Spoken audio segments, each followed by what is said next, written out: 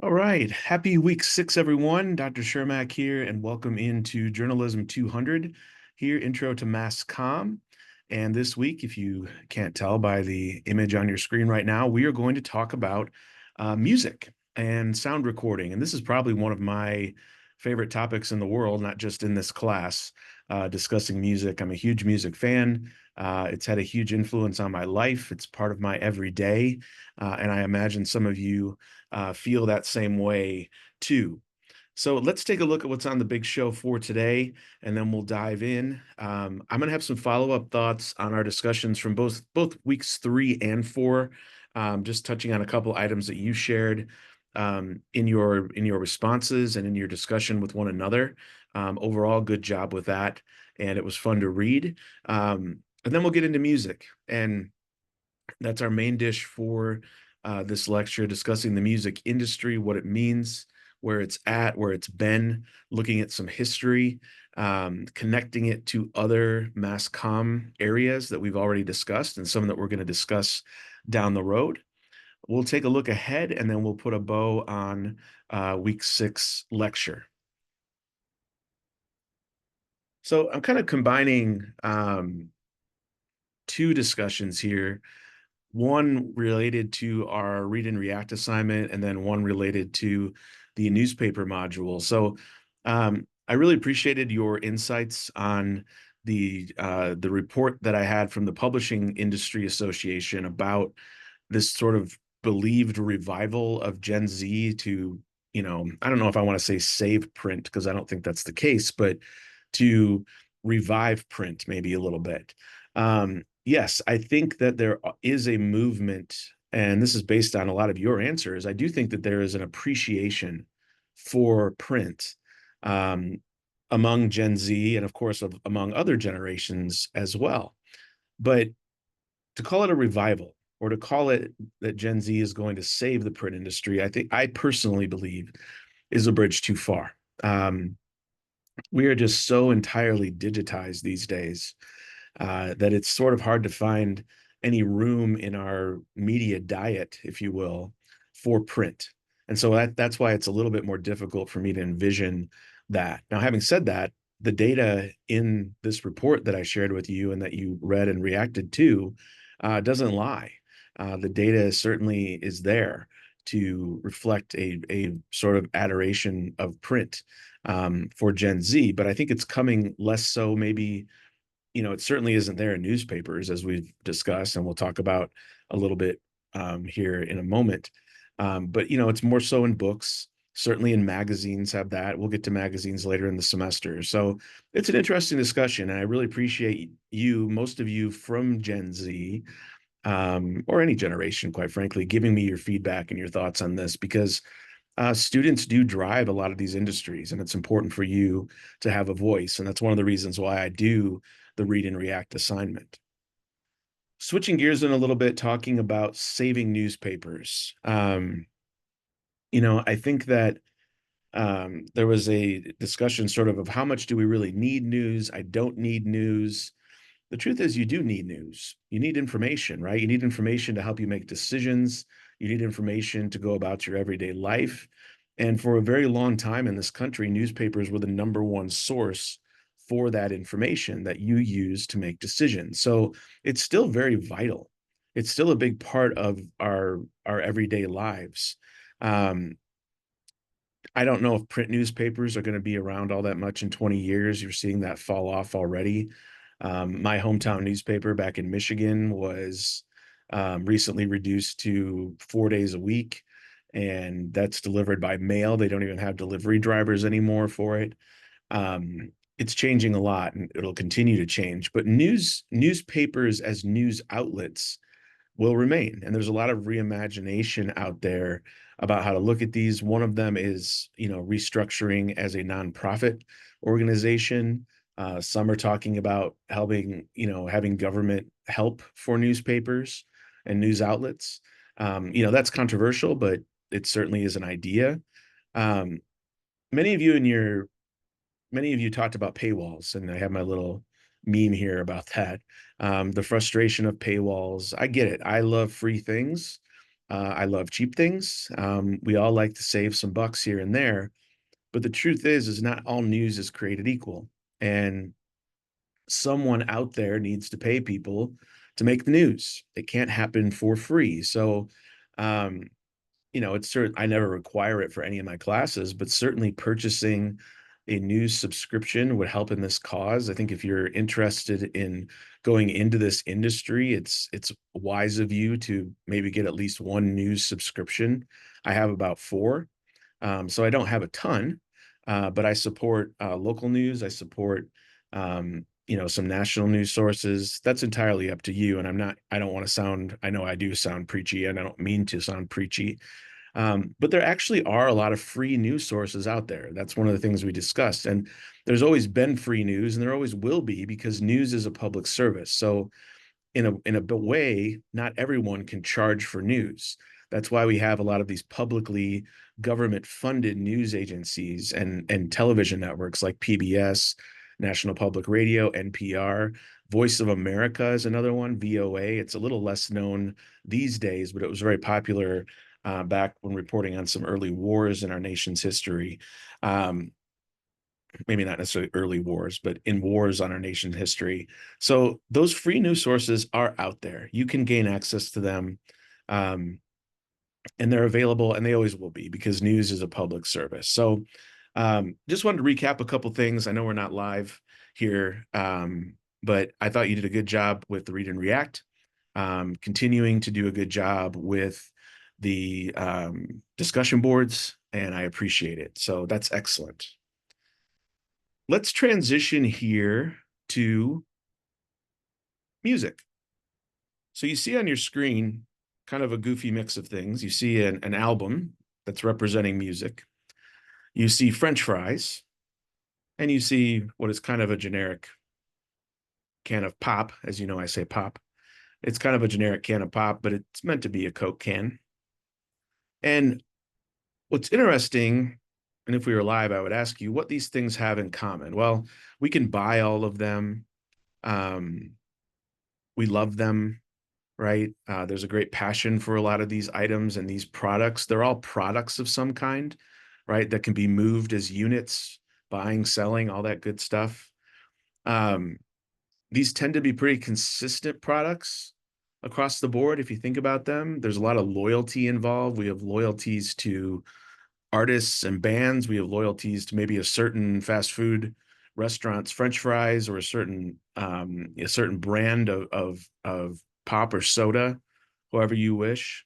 We consume these things. We take them in and process them, right? Different ways, but we do.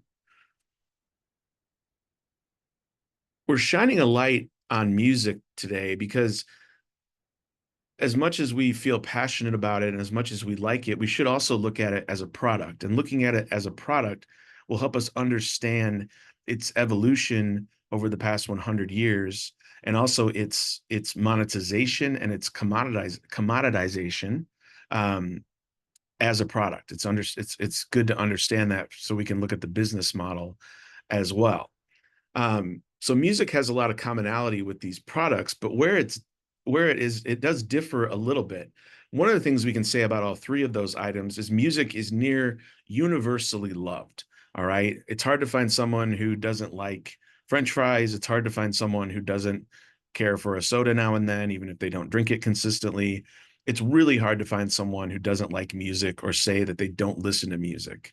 Um, Music differs a little bit because not only do you have loyal customers, but these loyal customers, they're okay with repetition. Music, people like to have music they listen to from certain artists kind of sound the same. You know that you're listening to the artist when you hear their songs, you understand that. But on the flip side, they're also open to trying new things. It's kind of a nice mix of both.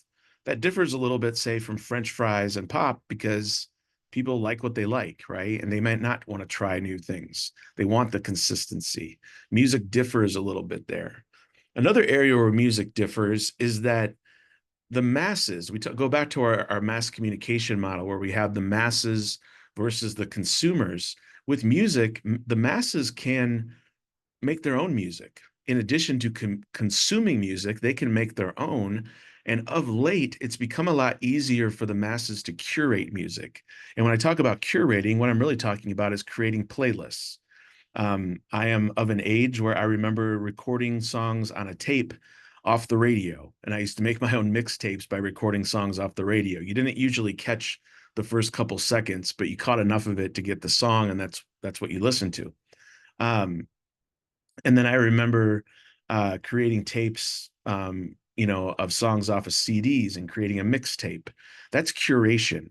Now, with things like Spotify and Apple Music and so on and so forth, we can curate our music much easier, create these playlists that really give us a dynamic sense of ourselves and express a lot of our personality through these different types of playlists. So it's a really interesting sort of approach here, and something that's been very much improved in our music listening over the past few years in the digital space.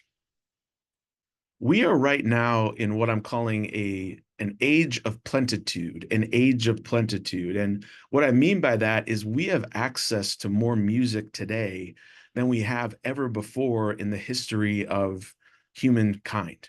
All right. We can access more music more easily than ever before. So there's plenitude there. There's a lot there that we can do. So what's wild, and I think important to talk about very specifically, is that in your hand or your pocket right now, you have a device where you can search a library of literally millions of songs by hundreds of thousands of different artists from all over the world. This didn't used to be the case because music was very much a physical product that you had to carry around with you. You had a big binder of CDs, or you had a case of tapes, or a box of albums. You don't need to do that anymore. So the physical change in music has also influenced our listening habits. We can store a lot more music than we ever could before. So it's allowed us to take advantage of music in very different ways that we haven't really done in the past. Um, I argue that there's a song for every mood, for every feeling, for every emotion. We're going to practice that a little bit this week in our discussion board, which I'll get to a little bit later. Um, Not only can we listen to music on our devices, or I'm sorry, we can listen to music on streaming. We can also listen to music. There's podcasts about music. There is still the radio, as we talked about in week 5, and that's a big player in the music industry still. Not as much as it used to be, of course, but it still is a major player. So this age of plenitude, we are surrounded by music. It's almost ubiquitous to us at this point, because we see it so much. I want to touch today, and you'll see these in your textbook, but I want to take a moment to highlight them in sort of this evolution, these key dates in the evolution of music. And one of the really important developments, hugely important developments, occurred in 1877. A gentleman by the name of Thomas Edison. You may have heard of him. I hope you have. Thomas Edison invented the phonograph, a record player, essentially. And you had these disc-like records that would play music through this strange-looking object that you see there on your left. And what it allowed people to do is listen to music whenever they wanted. And this was very unique. Radio wasn't even around at this time in 1877. So it was hard to listen to music unless you were listening to an actual live performance in person. Otherwise, you weren't hearing music. So the phonograph came along, and just like all the technologies we've talked about so far, it first landed in the hands of the wealthy and took quite a long time to be reach the masses. What was interesting, I think, about the phonograph is that you got a recording of music, but it only allowed you to listen to the music once, one and done. So you had one shot at listening to the song, and then one and done. That was very early on in the infant stages of the phonograph. But we'll talk about Thomas Edison not only today, but much more as we move forward through the next few modules, because he played such a huge role in some of this development in the 1870s into the 1900s with these inventions that allowed us to start to listen in mass to recordings, broadcasts, so on and so forth. But really, the development starts in 1877 with the phonograph. And think about what we've learned so far in class, what's happening at that time, in addition to the phonograph coming of age, is you have newspapers are popular, books are popular. We're about 20 years out from the first um, stages of radio. So we're starting to get a more crowded mass comm field. Of course, it's nothing like what we're experiencing today, but you're starting to get many different options as the technology starts to more rapidly develop. Jumping way ahead, so I'm going through, we're getting into now radio. We've talked about how radio, like that golden age of radio, was in the late 1920s and 1930s. We're kind of arriving to that point. Um, Something that revolutionized the way we listen to music and the way that radio stations played music was the LP record, LP standing for long playing. And the game changer here was that you could listen to these records as many times as you wanted. It wasn't a one and done situation. So, what this allowed people to do is record music and then sell it. And people bought it because they could listen to it more than once. People bought records they could only listen to once, but obviously you'd rather have it so you can listen to it more than once. Um, but also, this allowed radio stations to play music more than once, because most radio stations in that golden age, when they were playing music, they were playing live music from a theater. It wasn't recorded until the LP came around, when they could play it um, again and again. These records were about 30 minutes on each side. And again, it changed the game dramatically. You had something that people could own and use again and again. It wasn't disposable, it belonged to them. And that feeling of belonging, of owning music, became really powerful. When you have the information in your hands and no one else can take it, that becomes really powerful. So this is what happened with the LP record. And again, it was a game changer in many different ways, and affected a lot of the ways that we consume not only just music, but also information. So we've talked a little bit about the evolution of radio. LPs come along, they make it easier to play music on the radio. It's not just live performances anymore. And people really start to enjoy owning music. They start getting the phonograph evolves, becomes a record player. They start getting more of those in their homes. Um, Department stores are starting to sell a radio slash record player that it's a combination device. All of a sudden, you have this thing called the television come into play. And in the 1950s, everyone is starting to really enjoy television. And by the end of the 1950s, televisions are in many homes across this country. So they're reaching the masses, and you all of a sudden have a really crowded media field. Radio is still very popular. Um, Music is very popular. Televisions are in a lot of homes. Even movie theaters are growing during this stage. There's a lot of growth coming, or there's a lot of growth occurring, and the field's getting a little bit crowded. Music started to differentiate itself a little bit. We mentioned during the radio discussion that the transistor radio and the invention of the transistor came along in the 1950s that allowed radio to be portable. This meant that people could listen to it in their cars. And it was a real game changer. People realized they love listening to music on the go. And so, one way to make music more portable is obviously to make it a little bit smaller and easy to carry around. You couldn't carry around a a record player, right? So in 1963, the cassette tape was invented, and the cassette tape technology was made very popular by Sony, the brand Sony, which is still around and powerful today. You probably know them. And Sony took the cassette, and not only did they further develop the cassette as a portable way to move music around that was smaller and cheaper than the record, they also created what's known as the Walkman. And I remember getting my first Walkman when I was like My dad gave me his old one, I think when I was like 6 or 7 years old, and it had a radio on it and a tape player. And I thought that was the coolest thing. I could put on these headphones and I could listen to music wherever I went. If I went out in the yard, if I took a walk down the street, whatever it was, I could listen to this music. So, um, and this was this powerful invention. Sony sold over 200 million tape players. I'm not talking about CDs, I'm talking about tape players. 200 million tape players before the Walkman was discontinued in 2010. Of course, it was discontinued in 2010 because now we all have basically the functionality of a Walkman in our pockets in our smartphones. It's almost unbelievable that it lasted until 2010.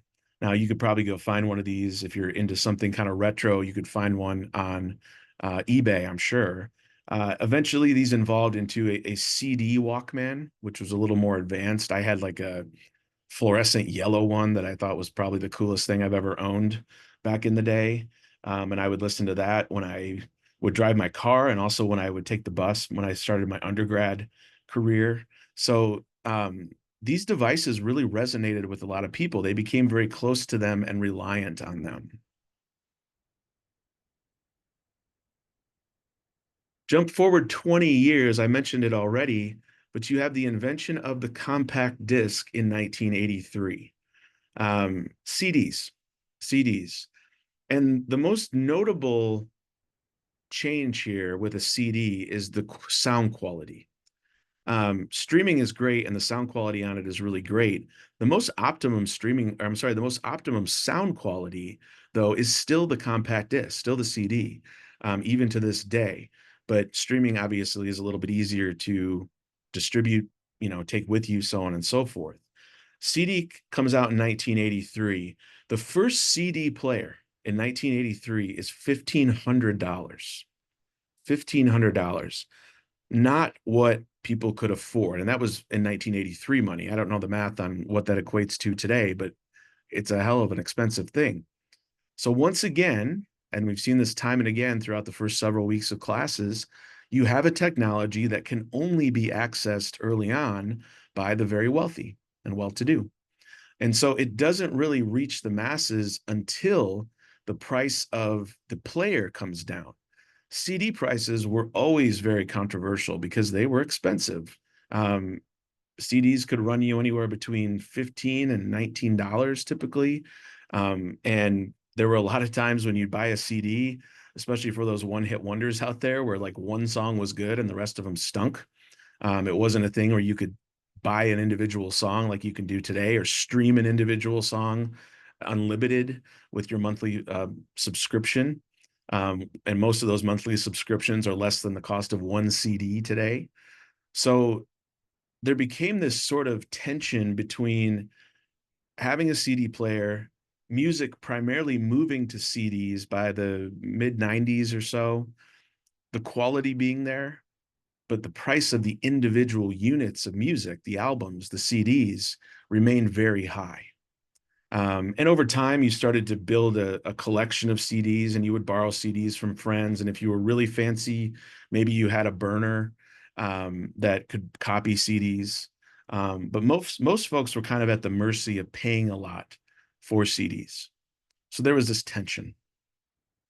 CD sales peaked in 2001. The masses had CD players. The masses wanted CDs, but there still was a lot of reluctance to pay those high prices. Then along came Napster. You may have heard of Napster. Napster was created in 1999.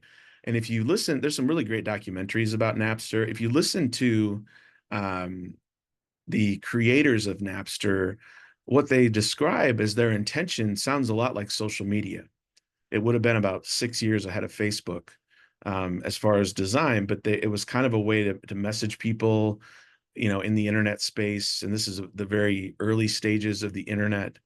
Um, People on one side of Napster, I guess we can call them hackers, started to realize that they could share files through Napster. And soon the social aspect of very soon, the social aspect of Napster was taken over by the music sharing of Napster. And suddenly you had millions of people across the world sharing music files with one another. Um, my personal story with Napster that's very near and dear to my heart was I was at Indiana University, fall of 1999. It was the first year or the first time in my life that I had Ethernet. I had Ethernet in my dorm. And so I could very quickly download and upload music. And I had my own dedicated computer after sharing it with my brothers for years. And I could download whatever I wanted. And so I would set up a whole list of maybe 20 to 80 songs, hit download and go to class. And then when I got back from class, all those songs were downloaded on my computer. And then you could burn CDs from them, so on and so forth. And it was sort of a case of, hey man, everyone's doing it. Everyone's doing it. And this was the ultimate disruption for the music industry. Sales fell. People weren't interested anymore in going out and buying an $18 CD to enjoy two, maybe three songs, if that, on the CD, and then the rest is junk. I could go on Napster, search a song by title or artist, download that exact song, pay nothing, and not have to waste my money on songs I didn't care about. Was it illegal? Sure it was. Of course it was. But so many people were doing it that it was a little bit hard to stop. And there were bands that stepped in. You'll read about this in the book. The recording artists stepped in. There were lawsuits. In 2000, when this thing really peaked, there were 80 million Napster users. And then the pushback came from the record companies and from various artists. One of the better known artists or bands to push back against Napster was Metallica. You can check that out. We might even talk about that a little bit more down the road. 80 million users in 2000. The pushback comes. Napster's bankrupt by 2002. It had a very wild 3-year lifespan. But what Napster did is basically change the way music was distributed for us today. It was a wake-up call for the recording industry, a wake-up call for artists, for bands.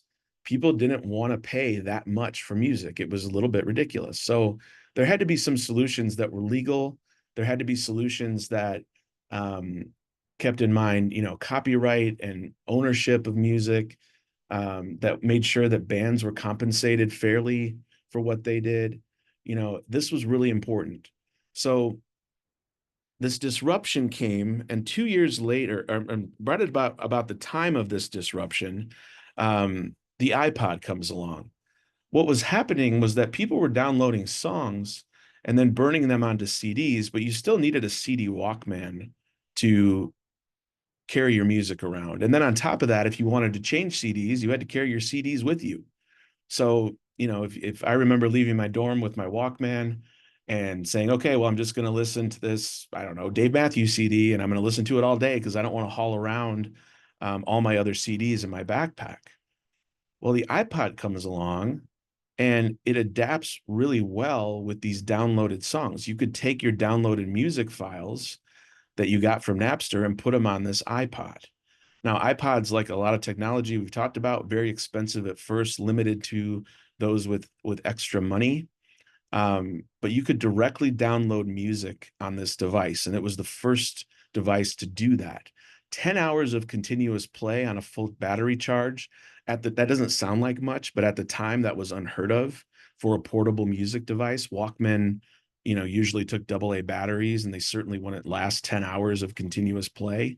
The scroll wheel was introduced. So this idea of sort of swiping and moving with our fingers was very new to people. Devices didn't work that way. They had buttons. So the scroll wheel was really new. And of course, the original iPod led to the shuffle, the touch, so on and so forth. I remember getting one of these in 2004 and how much it changed the way I listen to music. It was very, very powerful.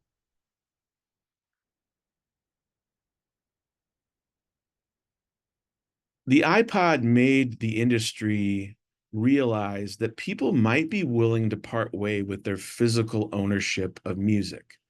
I will fully admit that I had all of my CDs. I had my entire CD collection until 2019. And before I moved from Texas to California for the first time, I donated them to Goodwill.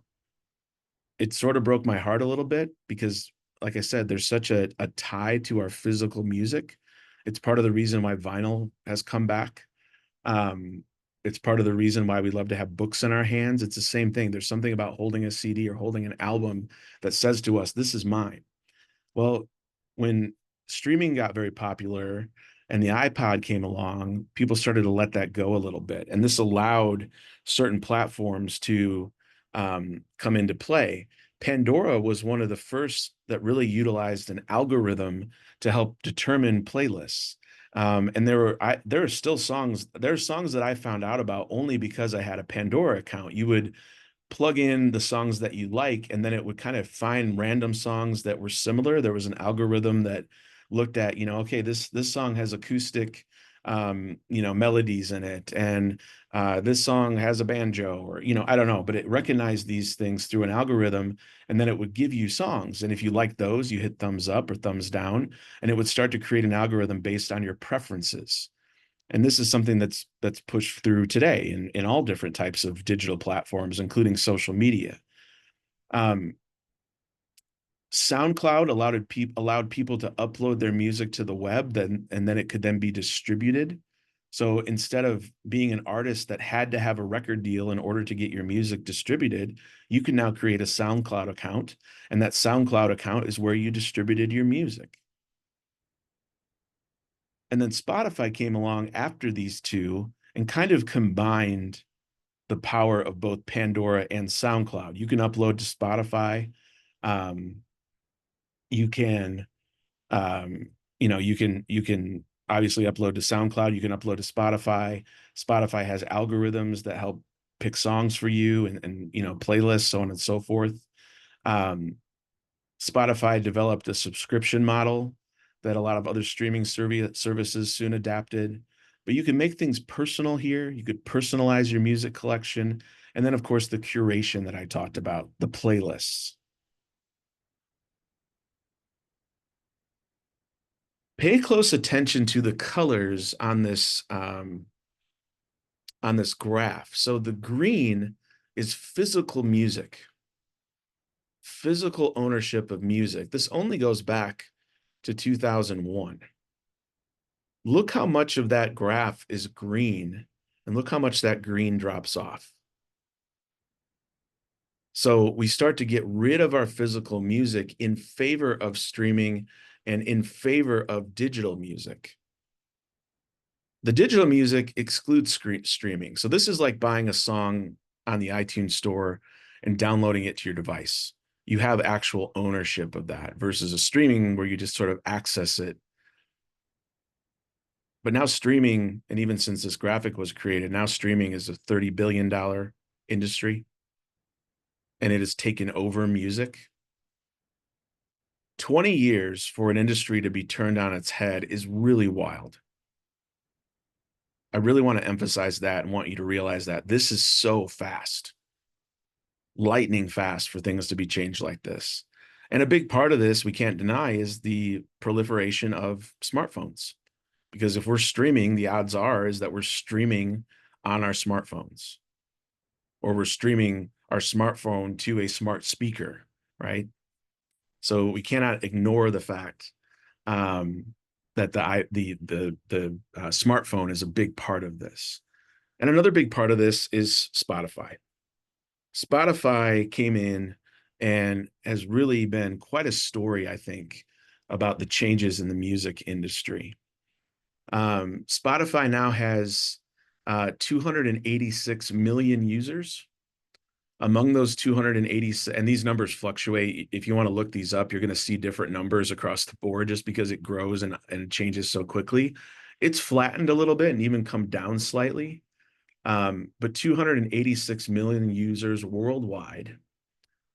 Of those users, 188 million of them are premium subscribers. So there's a free service, about less than 100 million or so use that. But the majority of users of Spotify pay for it. 188 million, that's more than the population of Mexico. So look at it this way. Could you imagine releasing a product and an entire country the size of Mexico purchased that product? I don't care what it is. It could be maybe a new bottled water or a fingernail clipper. I don't know, anything.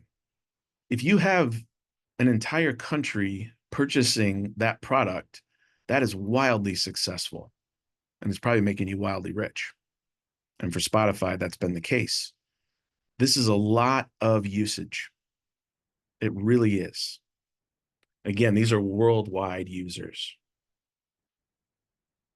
Spotify not only has a stranglehold on a lot of the revenue in music, it also has a lot of influence on music in general. Spotify has a playlist called Today's Top Hits.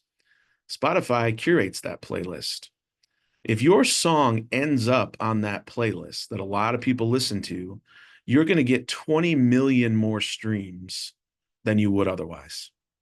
20 million more streams. And what this means is annually about $116,000 to $163,000 more revenue if you end up on that playlist.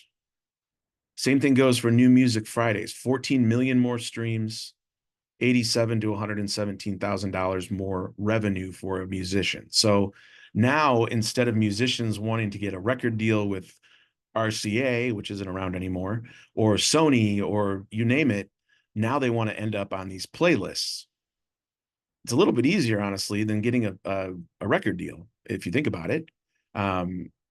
But if you end up on one of these playlists, you're going to get a lot more plays and thus a lot more revenue. So there's huge influence by Spotify now in the music world. Spotify also has a sharing element. Remember when we talked about newspapers and we discussed the New York Times language quiz, the dialect quiz? And, you know, that was the #1 story on the New York Times in 2013. The reason why it was so popular is because it could be shared so easily and people wanted to share it. Same thing happens with music. People love sharing music. You know, I remember having friends in high school who would make a mixtape, and it was like this really thoughtful and personal and kind gift. That's the way we viewed it. And so it was really cool to receive something like that. Spotify did this brilliant thing called Spotify Wrapped, where towards the end of every calendar year, they would take a look at your listening habits through Spotify and what you listen to throughout the year most often, so on and so forth, and create all these different playlists. And then they made it very easy for you to share that on Spotify, in a text message, on X, on Facebook, so on and so forth. And people really took to it. More than 60 million users engage with Spotify Wrap. They share content through Spotify Wrap 40 million times. And the result has been the streaming of 6.5 billion songs from these Spotify Wrapped playlists. So when you have a friend say, hey, listen to this, I think you'll like it, or this is on my Spotify Wrap, or here's my playlist from the year 2024, people are going to be like, cool, I'll listen to that. And that's where all this sharing and these streams take place. The streamings matter because the streamings equal revenue. So super powerful features that have made Spotify this dominant force in music. And then Spotify recently, within the past 5 years, really dove headfirst into podcast. And the podcast area, as we've talked about, we discussed it last week. I told you we discussed it this week, is a major growth area for any kind of audio, be it music, whatever. Podcasts are huge. And what Spotify wanted to do was two things: become sort of a central hub, a central location, a destination for podcast listeners where you could access a lot of different podcast material. And then they also wanted to become a content generator where they created a platform that you could use to create your own podcasts. They invested $500 million into podcasts. And at first, about 16% of users engage with podcasts. Those numbers are up. I don't have that specific number, to be honest with you, but I think it's over 25% of Spotify users. It's got to be over 25% now, engage with their podcasting. So that's become tremendously popular as well. And now people, when they think podcasts, they usually, Spotify's right up there, probably the top three destination for podcasts. So as we close out, a couple takeaways and some looks forward. I want to introduce you to a gentleman. His name is Jacques Attali. Jacques Attali. And Jacques is a what's known as a futurist. He's a writer, but he's a futurist. He's from France. And Jacques been around for a while. And I think what's interesting, my friend Troy Swanson introduced me to Jacques, and I've enjoyed reading his writing. And you might too if you want to look him up. But he coined the phrase that I used earlier, age of plenitude. He predicted in the 1970s, 50 years ago, he predicted this age of plenitude. He believed that the media player and the storage of music will be cheap enough to be owned by the masses. And he was right. And he knew from history, this is why we talk about history so much in this modern class. He knew from history that when the player, when what could play the music became cheap enough and into the hands of the masses, that would allow for tremendous growth. And he also saw an era where you could download not the you could own not the physical music, but the song itself on a cloud or as a downloaded file or whatever. He saw that, and that was a cheaper way of attaining music. And he was right. If you're an investor, he has a similar prediction for 3D printers. He believes that at one point someday all homes will have a 3D printer, and it'll make it so we don't have to go out and buy new goods all the time. You have a friend over to stay the night, they forget their toothbrush, print them a toothbrush. You need a spatula to make some eggs, print a spatula. Interesting guy, interesting read. What's coming next for music? You know, we're doing it right now, kind of a creation of your own soundtrack. This curation that we have that we enjoy um, will continue because we really enjoy it. And we're going to do some of that this week, in fact, curation. Physical music will be dead. Now that I'm looking at this, dead seems like a strong word. You know, vinyl is coming, has come back. I think for years we've been saying it's coming back. It's back. It doesn't dominate music sales by any stretch of the imagination, but it's still there. But the days of CDs and cassettes dominating where people listen to music are long over. And people enjoy vinyl now as this sort of nostalgic, different experience. But what happens is the people that enjoy vinyl are typically discovering musicians through streaming and these more modern day forms. So those go hand in hand. Most people who are into vinyl probably also have a streaming or some kind of digital means of listening to music. Record labels are disappearing. I think that'll continue to happen because all you need now to produce music is a computer and money, and not even a lot of money. And so you could see companies like Coca-Cola or Domino's or Little Caesars start to make their own albums. I know that sounds weird, but you just need some investment. And then you can go have people listen to that music and, oh, by the way, here's a coupon for a pizza or a coupon for a 6-pack of Coke or whatever. All you need is music and some kind of vehicle. I'm sorry, is money and some kind of vehicle to publish your music. Where that comes from may not matter. So it's an interesting field to watch. If you like music like I do, or at least even a little bit like I do, it's something that'll take your interest. I think the reading this week is great. It's an excellent chapter that recounts a lot of history. So let's take a look ahead, and we'll bounce you out of here and put a bow on our week 6 lecture.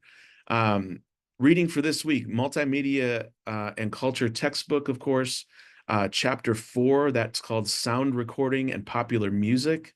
A lot of excellent history there. We have a discussion board this week. It's a little different than what you might be used to. You only have to make one post. So that's something that's new. And I think this is actually my favorite discussion board of the semester. We're going to create a class mood mix inspired by the Stephen Colbert late night show and or late show, I should call it correctly. Um, Mood mixes ask questions about, what song reminds you of home or what song gives you comfort, those sort of things. You're going to enter those songs in a post on the discussion board. And then what I'm going to do after those are due, I'm going to take all those songs and create a mix for us on Spotify and share it with you. And I really love these because it helps me learn about some new music. There's some music on there that these playlists that are throwback. It's a lot of fun. So have fun with this week. That's our discussion board. There is also a quiz. That quiz is over chapter 4. It's over this very lecture, and it's also over current events. Make sure you finish week 5 radio items by the end of the day, Wednesday at 11:59 per usual. And that is a wrap for this week. As always, if you have any questions, please let me know.